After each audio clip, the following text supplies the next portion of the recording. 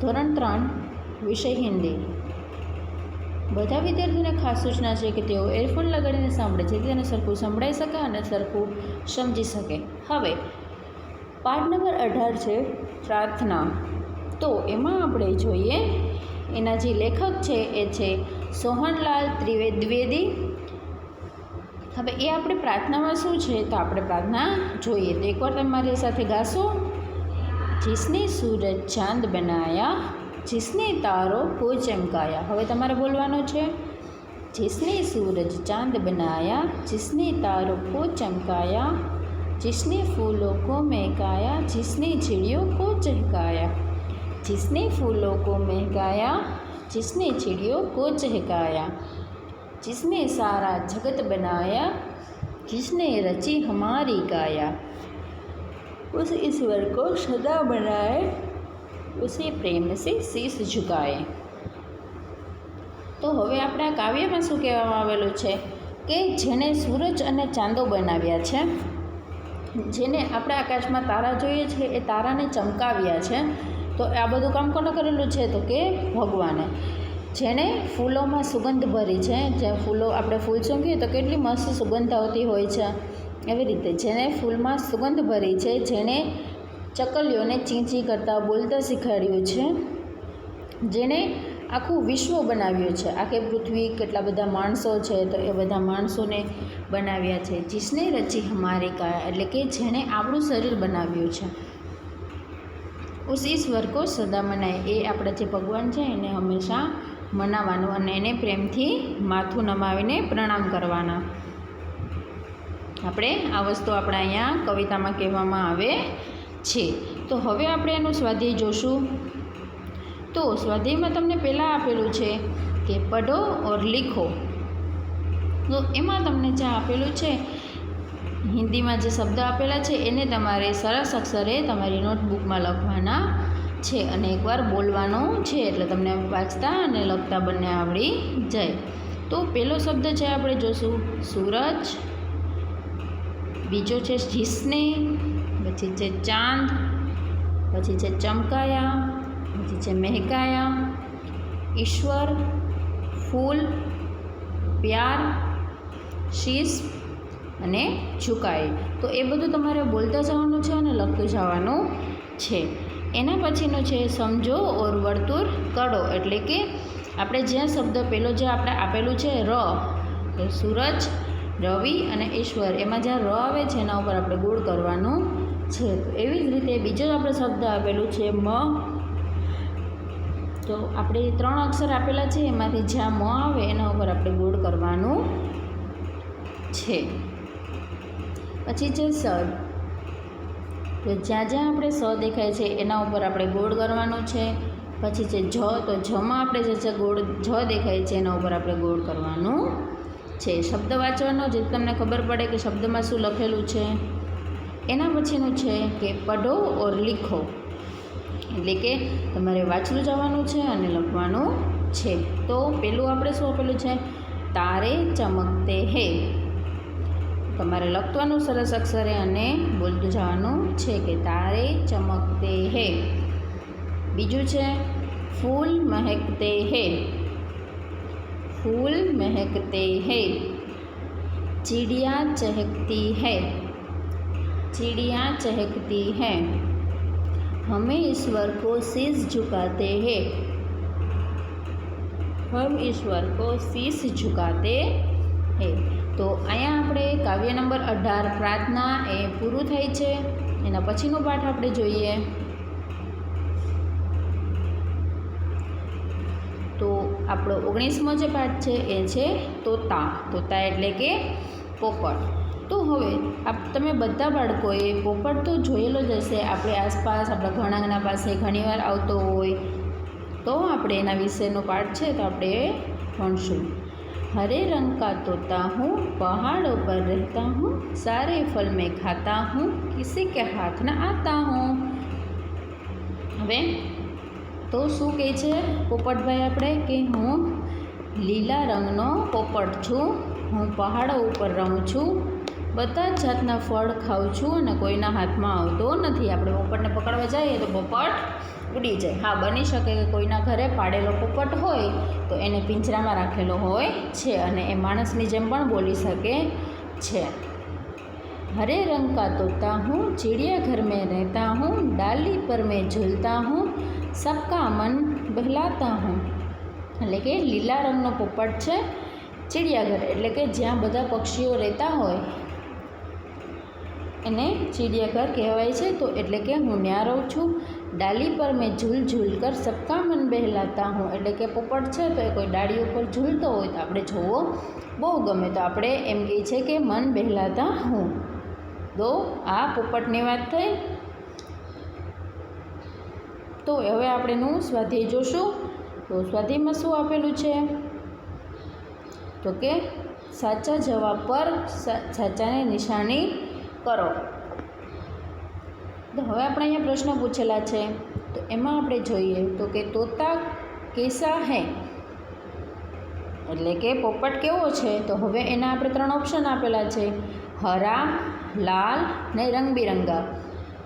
તો પોપટ કેવા રંગનો હોય તો કે લીલા રંગનો. લીલો એટલે કેવો કલર થશે? હરા. તો એના ઉપર આપણે રાઈટ કરશું. એના પછી બીજું છે તોતા ક્યાં ખાતા હૈ, ફલ, ચાવલ કે સબ્જી.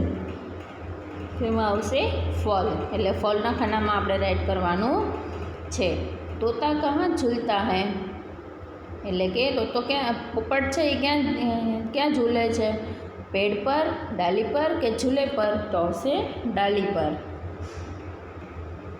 એના પછીનું આપણે જોઈએ તો કે પંક્તિયા પૂર્ણ કરો. તો હવે આપણે જે આને પહેલાંનું જોયું હતું કાવ્ય, એમાં જ્યાં આવે છે એ આપણે સાચા જવાબ મૂકવાના છે. તો કે પહાડો પર મેં રહેતા હું, ખાલી જગ્યામાં આવશે રહેતા. सारे खाली जगह में खाता हूँ, એટલે કે सारे फल में खाता हूँ. किसी के हाथ ना आता हूँ, खाली जगह आवશે हाथ. सबका मन बहलाता हूँ. એના પછીનો ત્રીજો પ્રશ્ન આપણે જોઈએ કે સમજો ઓર રેખાંકિત કરો, એટલે કે આપણે જે પેલો શબ્દ આપેલો છે એની નીચે આપણે લીટી કરવાની છે.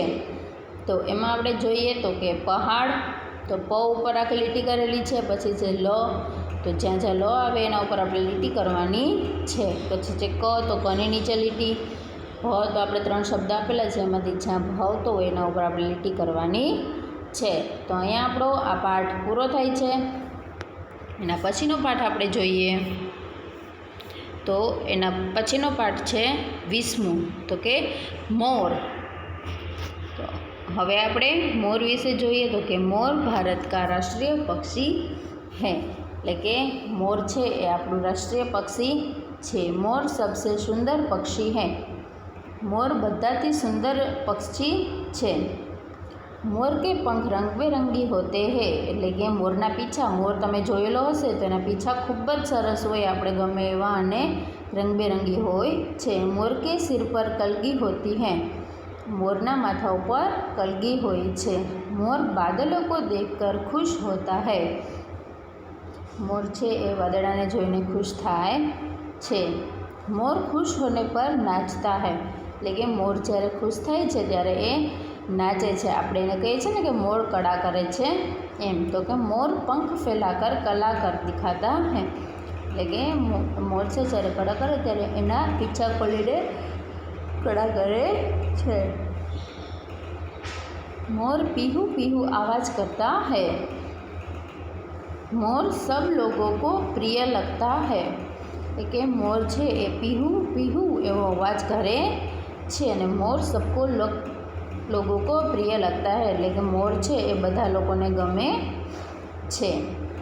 मोर का शरीर भारी होता है, એટલે કે મોરનું જે શરીર છે એ વજનવાળું હોય છે. એટલે કે મોર बहुत ऊंचे तक उड़ नहीं सकता, એટલે કે ભારી હોય એનું શરીર એટલે એ ઊંચે સુધી ઉડી શકે નહીં, એ થોડે થોડે સુધી જ ઉડી શકે છે. તો હવે આપણે એ પાઠનું સ્વાધ્યાય જોઈએ. મોર ભારત કા ખાલી જગ્યા પક્ષી હે, તો આપણે અહીંયા ખાલી જગ્યાના 2 વિકલ્પ આપેલા છે. તો વિકલ્પમાં આપણે જે સાચું હોય એ આપણે લખવાનું છે. તો મોર છે એ ભારતનું રાષ્ટ્રીય પક્ષી છે. मोर के सिर पर खाली जगह होती है तो के कलगी। मोर के पंख खाली जगह होते हैं तो मोरना पीछा केवा होय तो के रंग बेरंगी। मोर खाली जगह को देखकर खुश होता है तो के मोर बादलों को देखकर खुश होता है। एना पछीनुं आपणे जोईए सही विधान के सामने राइट का चिन्ह और गलत के सामने रॉन्ग का चिन्ह करो। तो हवे आपणे जे वाक्य साचुं होय एनी सामे साचानी निशानी अने खोटुं होय एनी सामे खोटानी निशानी करवानी छे। तो के मोर सबसे सुंदर पक्षी है तेमां आवशे राइट। मोर सबसे सुंदर पक्षी है। मोर काव काव करता है तो ए आवशे खोटुं। काव काव कोण करे तो के कागड़ो। अने मोर शुं करे तो के पीहू पीहू। मोर सब लोगों को प्रिय लगता है तो मोर छे ए बधा लोकोने गमे छे। मोर खुश होने पर पीहू पीहू आवाज करता है तो एमां आवशे साचुं के मोर ज्यारे खुश थाय त्यारे ए पीहू पीहू आवाज करे छे। अहींया आपणो आ पाठ पूरो थाय छे। हवे एना पछीनो पाठ आपणे जोईए। पाठ नंबर 21 हिंदी भाषा। આપણે જે ભાષા બોલીએ છીએ એ છે ગુજરાતી અને બીજી એક ભાષા છે ઇંગ્લિશ। એવી રીતે ઘણી બધી ભાષા હોય છે જે અલગ અલગ ગામોમાં દેશોમાં અલગ અલગ રીતે બોલવામાં આવે છે। તો આપણે હિન્દી ભાષાનું શીખશું। તો એમાં છે દેશ દુલારી હિન્દી ભાષા હમકો પ્યારી હિન્દી ભાષા એટલે કે બધાને ગમતી દેશ આખા દેશમાં બોલાતી એવી છે हिंदी भाषा ने अमने पण बहु गमे छे हिंदी भाषा। पढ़ते हैं सब बड़े चाव से अपनाते हैं प्रेम भाव से जन जन को है हिंदी भाती यह भारत को एक बनाती। एटले के बधा लोको एने शौकथी भणे छे एने अपनावे छे प्रेम भावथी बधा लोकोने हिंदी भाषा ए गमे छे अने आ हिंदी भाषा छे आखा भारत ने एक बनावे छे। सब फूलों की खुशबू वाली फूलवारी है हिंदी भाषा एटले के बधा फूलोनी जेम सुगंध होय छे एवी रीते फूलवाड़ी एटले के आपणो बगीचो एना जेवी ज आपणी हिंदी भाषा छे के जे बधाने बोलवी गमे छे। हवे आपणे एनुं स्वाध्याय जोईए। तो एमां छे पेलो दुलारी। दुलारी एटले के वाहली प्रिय। આપણે જે અહીંયા શબ્દો આપેલા છે એના આપણે ગુજરાતી શબ્દ લખવાના છે। એનો પછી છે ચાવ તો કે શોખ અથવા તો પ્રેમ। એના પછી છે હમકો એટલે કે અમને। ફૂલવારી કે ફૂલવાડી। પઢના એટલે કે ભણવું। યહ એટલે કે આ। એના પછીનું જોઈએ નીચે પૂછે ગયે પ્રશ્નો કે उत्तर लिखो। तो कि हिंदी देश की कैसी भाषा है तो कि हिंदी देश की देश दुलारी भाषा है। लोग हिंदी को कैसे पढ़ते हैं तो कि लोग हिंदी को बड़े चाव से पढ़ते हैं। हिंदी भाषा क्या काम करती है तो कि हिंदी भाषा भारत को एक बनाती है। तो अहींया आपणो आ पाठ पूरो थाय छे। तमारे घरे वांचवानुं छे, हिंदी बोलता शीखवानुं छे, हिंदी लखता शीखवानुं छे। ज्यारे हिंदी लखो त्यारे एनी माथे લીટો કરવાનો છે। અને તમારે આ સ્વાધ્યાય પોથીમાં છે તમારે ચોપડીમાં જે ખાલી જગ્યા આપેલી છે તો તમારે વિડીયો જોઈને પૂરવાની છે।